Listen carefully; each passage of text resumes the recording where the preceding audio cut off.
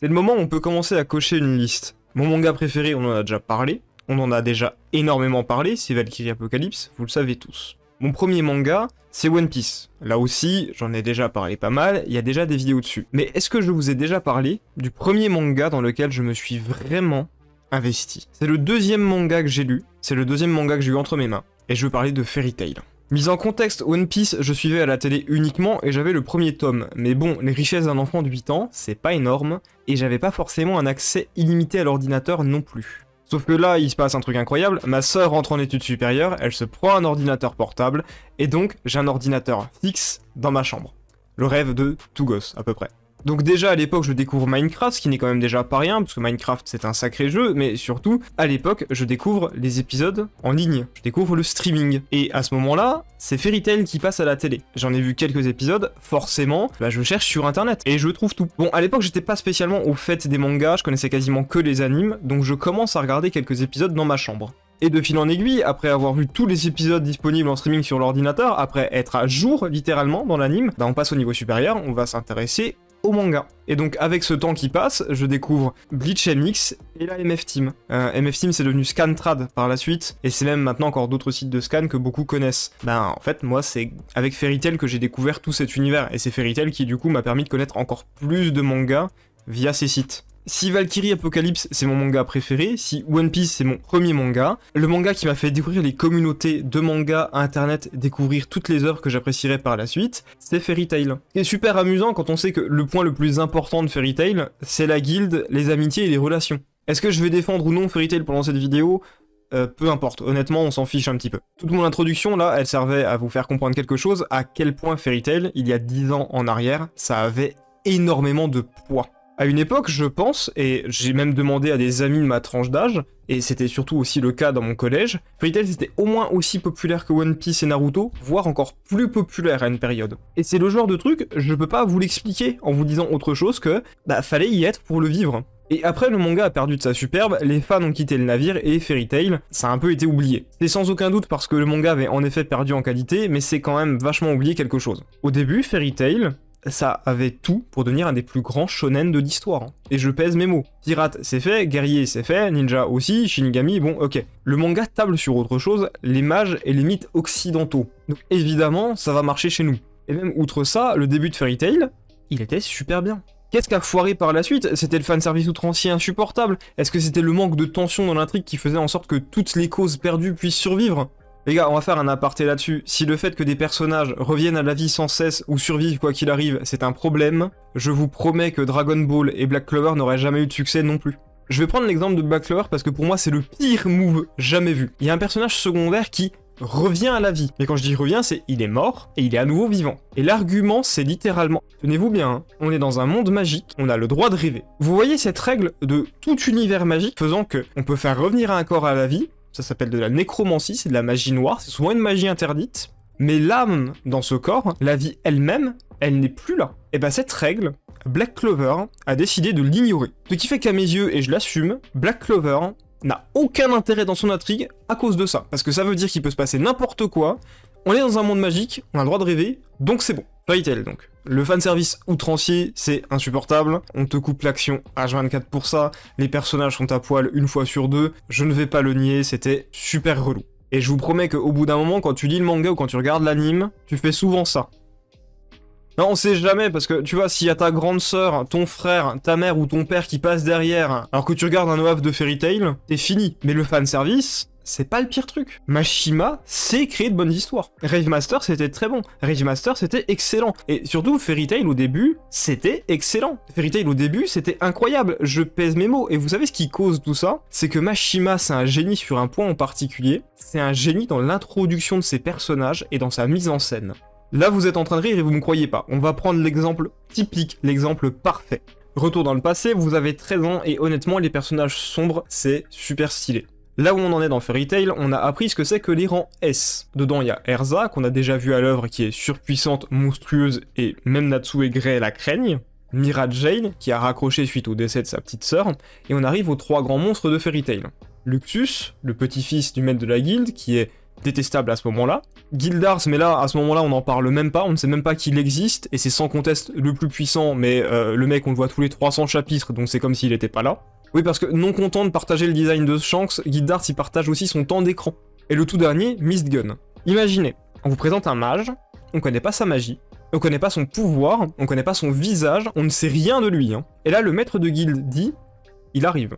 On voit Erza, hein, la meuf surpuissante du début, hein. Elle, qui s'endort quand il entre dans la guilde. Tout le monde s'endort, il prend sa quête, et il repart. Tu vois ça, évidemment que tu veux en savoir plus. C'est qui? C'est quoi sa magie? Tous les bâtons dans son dos, là, ils servent à quoi? Qu'est-ce qu'il en fait? Et surtout, à quel point il est fort? C'est qui ce mec? Enfin, genre, à quoi il ressemble? On veut savoir tout ça. L'auteur s'arrête là. Il laisse planer le doute. T'as eu cette introduction, et tu fais avec. Fairy Tail commence une guerre contre une autre guilde, le maître est blessé. Il l'amène à Poliusica, une des soigneuses de la guilde qui vit en ermite. Mistgun, au lieu de rejoindre le champ de bataille, se rend chez elle. Et quand elle lui demande pourquoi il n'aide pas sa guilde, tu vois une flopée de drapeaux de la guilde ennemie qui flotte vers elle.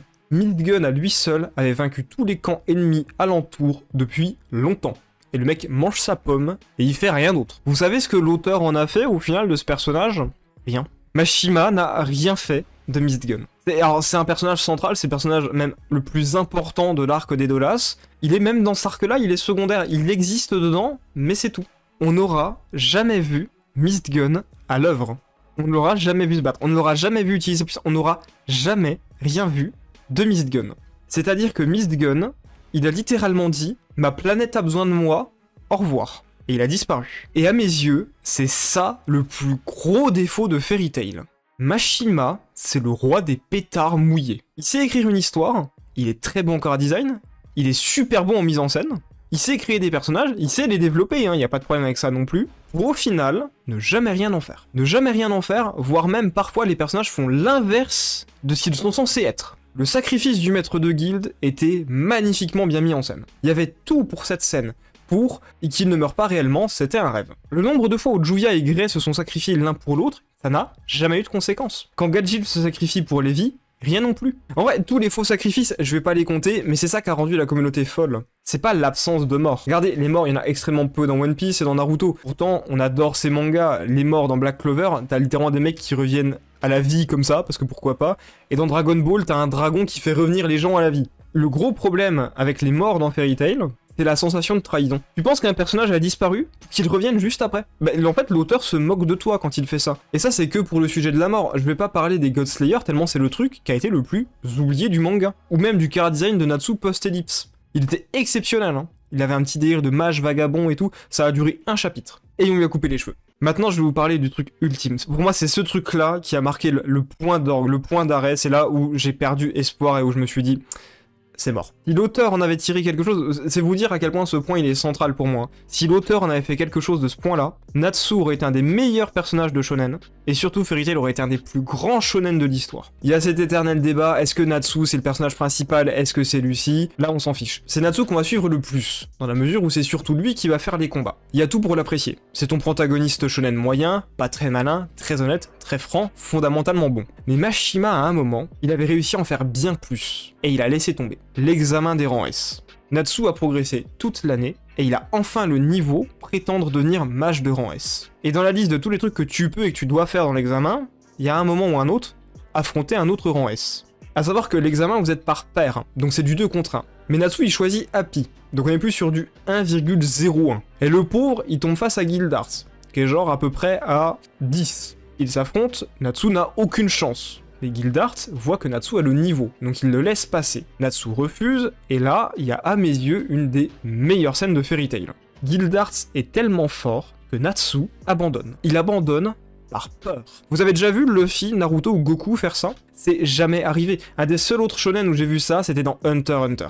Fairy Tail avait fait ce move exceptionnel. Natsu était devenu bien plus humain et bien plus attachant que n'importe quel autre personnage de shonen. Et donc Gildars lui apprend la leçon la plus importante, la peur, c'est ce qu'il manque à Natsu.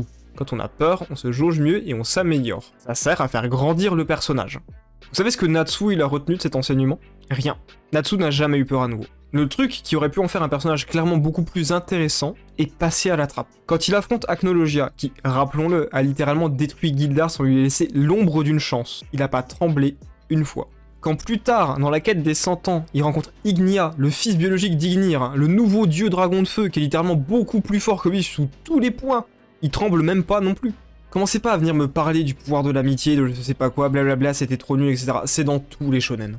Le principal souci de Fairy Tail, c'est pas le pouvoir de l'amitié. Le principal défaut de Fairy Tail, c'est de faire un truc exceptionnel en tout point. Chara design, personnage, histoire, l'univers, tout est incroyable. Pour au final, ne rien en faire et même trahir le lecteur derrière en faisant l'inverse de ce qu'on annonce. Parce que quand tu fais ça, déjà les personnages ils deviennent illogiques envers eux-mêmes. Et pourquoi les personnages se trahissent eux-mêmes? Parce que tu fais une scène super sérieuse et importante et tu veux forcer un gag dedans. Parce que tout simplement tu l'oublies. Je le maintiens, hein, j'adore Fairy Tail, mais j'aurais toujours ce goût amer vis-à-vis de ce manga. Il était bon, le manga était bon, le manga était très bon, ça aurait pu être le meilleur.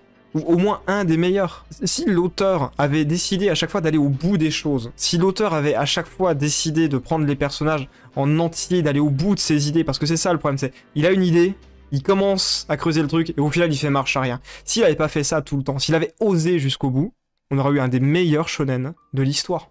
Tout ça parce que il y avait cette volonté de faire le clown, il y avait cette volonté de divertir, il y avait cette volonté de « moi j'aime bien dessiner la peau, donc je vais dessiner des personnages dénudés tout le temps, tout le temps, tout le temps ». Et à la fin tu tombes dans cette facilité, et tu n'oses plus, malheureusement. J'adore ce manga, mais à chaque fois que je vois Fairy Tail, je ne peux que repenser à ça. Mais qu'est-ce qui se serait passé si Mashima était allé au bout des choses?